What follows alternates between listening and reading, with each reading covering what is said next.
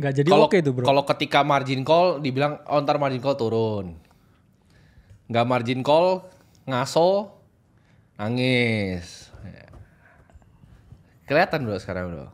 Iya. Jadi siapa yang perlu nih margin call kan? Lu apa kita nih ya? Jadi ketika nggak ada margin call, nggak ada arahan juga, bingung ya, kecuali yang di dalam. Karena kita pandu terus. Nah kemarin bro, ada suatu kejadian di mana Hyperliquid itu kena bantai bro. Ya. Jadi ada trader, jadi kalau yang orang awam kiranya dia kena likuidasi, padahal dia pasang di Binance bro. Yes. Nah ini kayaknya bukan sebarang kaleng-kaleng nih orangnya nih. Bener, jago Jadi, juga ya. Jago juga, canggih ya. Jadi dia mengakibatkan akhirnya Hyperliquid, kan itu DEX kan. Yes. Jadi sama kalau di CEX juga mereka harus ngambil posisi. Tapi kalau CEX itu mereka bisa ada limitnya untuk switching posisi bisa berapa. Karena Hyperliquid itu DEX, jadi dia harus ngambil semuanya. Ketika kena likuidasi dia jadi ambil posisinya. Nah orang ini hantam di exchange sebelah. Hyperliquid PN-nya langsung hilang bro. Terus orang kayak jualin sampai 13. Ya lumayan turun ya ini ya. Lumayan turun. Faultnya.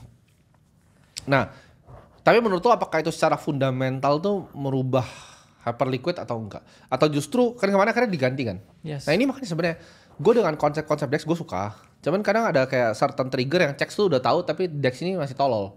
Jadi dia marginnya akhirnya diturunin sama dia. Karena ternyata nggak bisa segede itu marginnya. Karena kalau dia ambil ke force untuk take posisi lagi begitu, habis uangnya nanti. Gimana bro pendapat lo? Iya karena memang CEX itu diciptakan kan sebenarnya satu bro untuk practicality. Iya. Orang yang bikin CEX itu pasti tahu kalau semua di decentralized selalu ada masalah seperti halnya di Hype kan. Iya. Ya itu juga menunjukkan kalau Hype cukup bisa menahan sampai size tertentu sebenarnya. Yes. Karena kita tahu orang yang pakai CEX di kuning biasanya Yeah. itu size-nya luar biasa gede. Oh, so disebut ini. Iya. Itu karena, pemakai CEX-nya atau nggak tahu ya? Iya, pemakainya ya, user kuning. User Saya kuning bilang ya. Lebah Iya. kuning.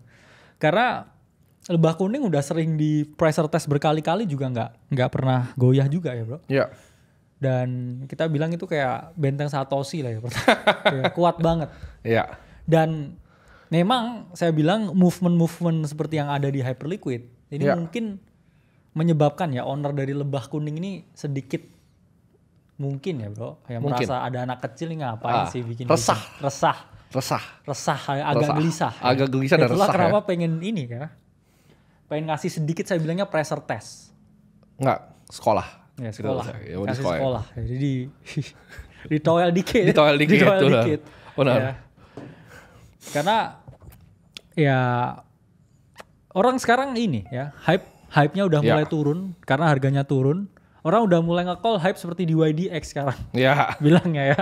Turun ya? Turun. Tapi kan bukan berarti ya sesuatu yang turun kalau kita percaya dengan fundamentalnya nggak ada masalah buat kita coba ya bro untuk mulai pertajam lagi edge-nya ya, ketahui teknologinya. Karena data juga menunjukkan ya sekarang ini berbagai decentralized exchange ya. Kita pun juga cover ya datanya di dalam. Beberapa DEX ini sudah mulai mengalami yang namanya comeback ya.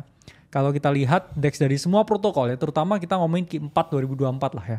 Mereka secara theoretical memiliki gain ya dan peningkatan TVL yang sangat lumayan ya, menunjukkan kalau memang market share ya di decentralized exchange dan juga DeFi ini udah mulai nambah ya. Ya. Jadi teman-teman harus paham bahwa CEX itu memang memberikan practicality ya, tapi DEX itu memberikan kebebasan. Ya. Dengan semua kebijakan ya non KYC yang dimiliki. Betul. Tapi kalau untuk ya kita trading pribadi, of course, kalau gua masih prefernya CEX ya. Iya. Karena lebih aman ya. Iya, jadi cek prefer CEX gitu ya. CEX. Karena prefer CEX karena akan bikin CEX. Jangan di spill. Jangan di spill.